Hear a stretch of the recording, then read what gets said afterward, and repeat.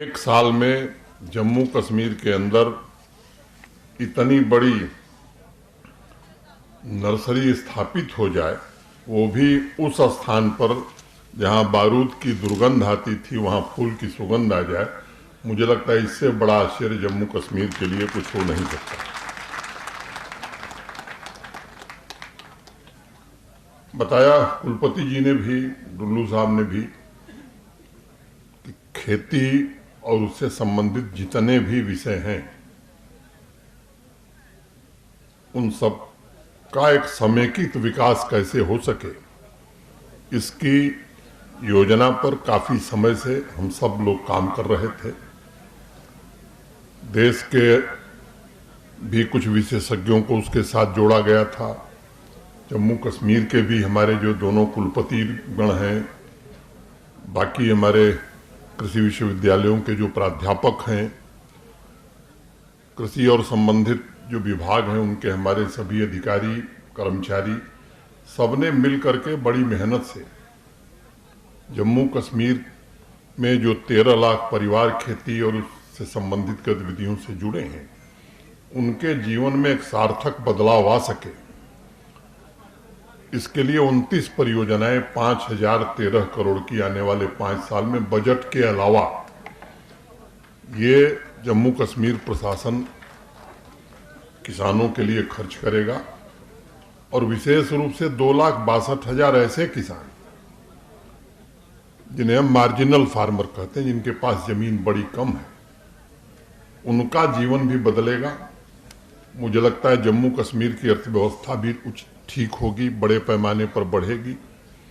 और जिन बातों का जिक्र अभी भारत भूषण जी कर रहे थे, आप सबको मालूम है कि फाडर के मामले में जम्मू कश्मीर आत्मनिर्भर नहीं, हम बाहर से ले आते। उसमें इसकी भी व्यवस्था हमने की है कि लगभग 80% फाडर जम्मू कश्मीर में ही पैदा हो, इसका इंतजाम उन परियोजनाओं में हमने समाहित किया हुआ है।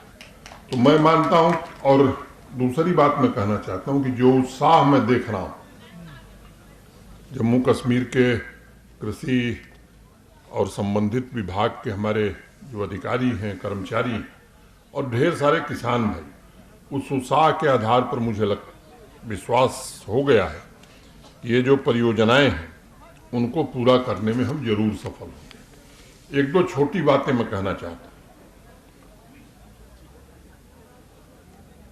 खासतौर से जम्मू के क्षेत्र में इस बात की बड़ी चर्चा रहती है कि बड़ा भेदभाव हुआ। मुझे लगता है अब उससे बाहर आने की जरूरत है।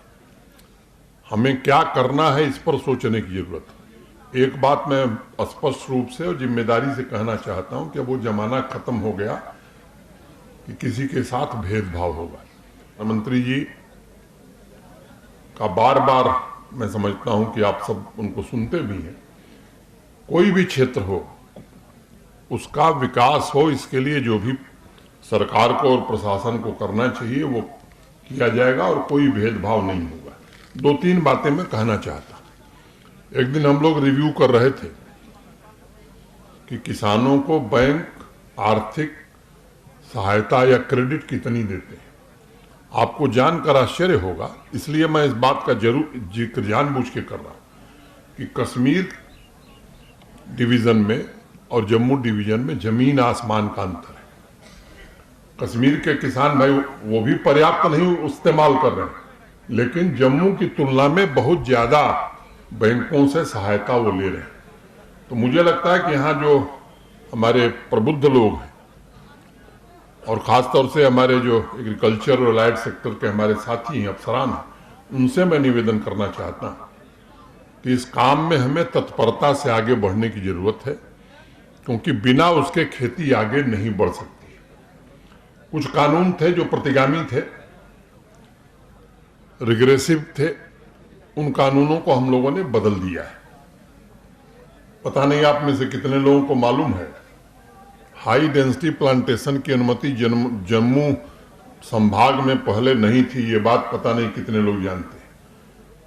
अब हाई डेंसिटी प्लांटेशन जम्मू संभाग में हो सकता है, ये भी 2-2.5 साल पहले ये कानून बदला गया है।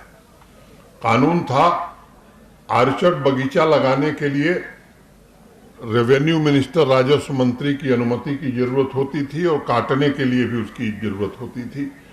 उसे भी बदल दिया गया। अब किसी से अनुमति लेने की जरूरत नहीं है।